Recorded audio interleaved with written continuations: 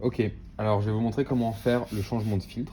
Première étape, on enlève le réservoir d'eau. On vient débrancher la machine de cette manière. Maintenant, on est libre pour aller enlever le filtre existant. Alors de la même manière, on vient dévisser d'un quart de tour vers la gauche et le filtre, en jouant un petit peu, va naturellement sortir. Ok. Donc, de cette manière, on est prêt pour le changement du nouveau réservoir. On écope un petit peu l'eau, c'est normal qu'il y ait de l'eau qui sorte. Maintenant, on va pouvoir changer le nouveau filtre. De cette manière, on enlève l'emballage, on enlève le capuchon. Le capuchon, on peut toujours le garder, le mettre sur l'ancien.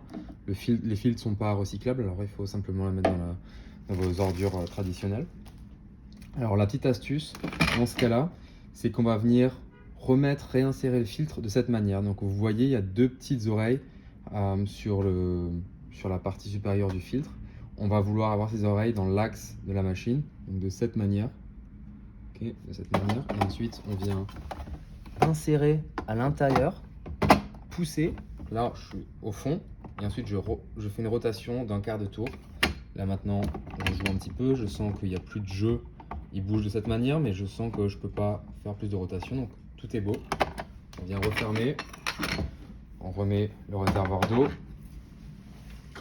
Et on va être prêt pour faire la mise en route du filtre. Alors la mise en route du filtre, comme d'habitude, on vient d'abord vidanger 1 à 2 réservoirs d'eau complets. Il y a peut-être un petit peu de goût d'amertume sur les premiers réservoirs, et ensuite votre filtre va se remettre en place correctement et vous allez avoir une eau parfaitement artisanale.